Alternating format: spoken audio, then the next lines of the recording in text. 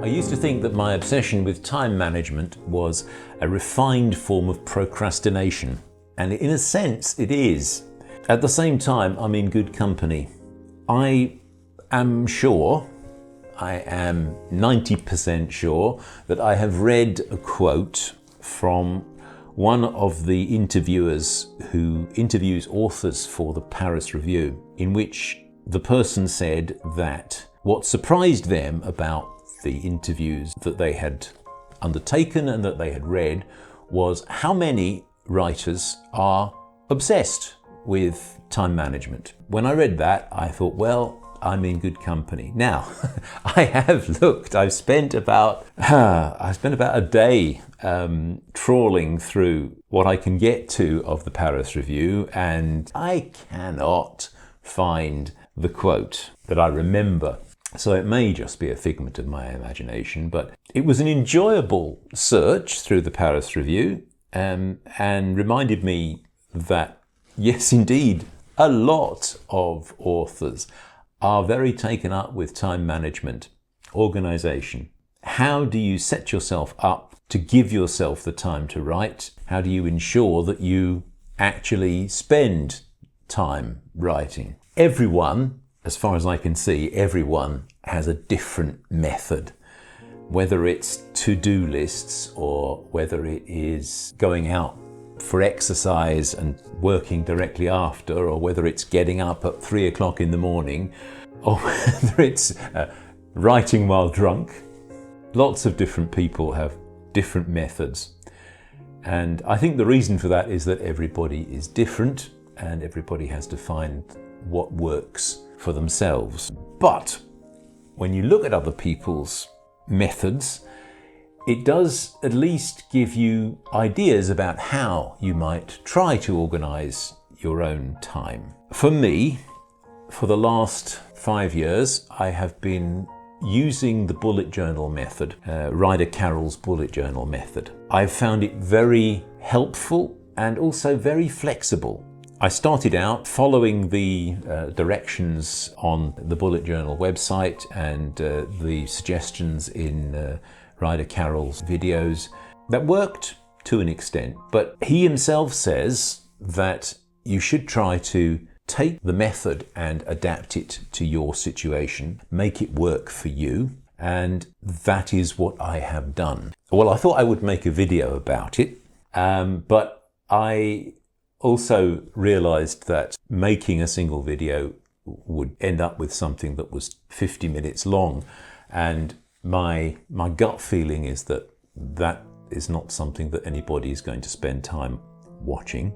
I'm not sure I would. So what I'm going to do instead is, during the course of 2026, I am going to make short films from time to time about my bullet journal process, and maybe at the end I'll string them all together into a single compilation video. These are the bullet journals for 2025. The one at the top is I'm still working with as I record this, and over here, if they're in shot, these are my bullet journals for 2024. And you'll see I had 3.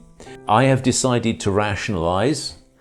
I hope I can do this, and I have only got 2 for 2026. So I'm setting it up for a 6-month bullet journal, 6 months for the first half of the year, 6 months for the second half of the year. So what you can see in the video, I hope now, which I film myself top down, is that I have written out, first of all, on the cover page, I've got my first principle, which is write, because if you don't write, nothing will happen. And the second principle is you must finish what you start writing. And that's my biggest problem at the moment. Writing daily, almost daily, I manage. Writing something which I then finish is much more difficult. Fortunately, I do manage to finish things. I finish writing scripts for videos. I finish writing diary entries. I finish writing letters, and I finish very occasionally, when I start, I finish writing blog entries.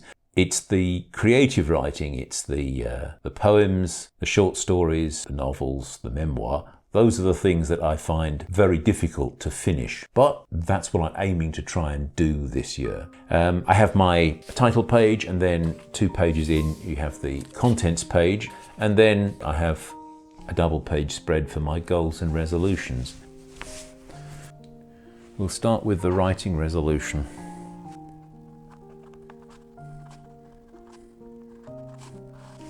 The first one principle is write daily in longhand and or digitally. And the second imperative is, so aim to produce an average of 1,000 digitally written words daily throughout the year. I can't count the words I write longhand, and I don't necessarily want to because they're morning pages by and large. If I write digitally, and let's say I write every other day words that I can count digitally, then over the year the average should be 1,000 words written every day. And then what I've done is I've counted every 40 pages and I've put in a month marker. The first 3 double page spreads for each month will be given over to my tracking journal, so I track what I'm doing during the month. And then the last 2 pages, the last double page spread of the month, will be given over to a monthly review. Now these are things I'm going to talk about later as I come to them.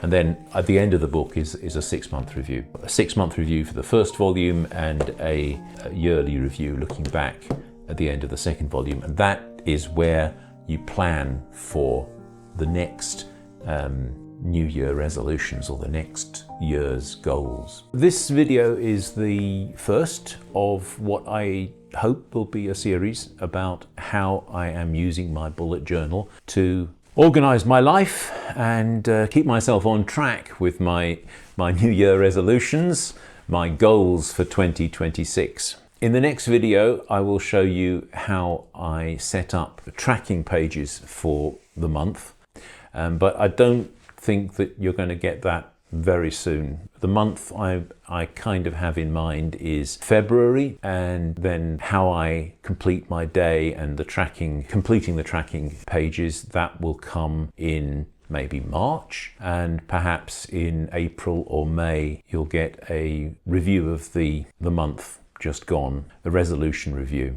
So there's going to be a number of different videos down the line. If you see this and you have questions, then please put them into the comments. I will try to answer them. If you have questions or suggestions of what you would like me to focus on in the future, then put those in as well and I'll see what I can do. Anyway, that was what I had to say. Thank you very much for watching.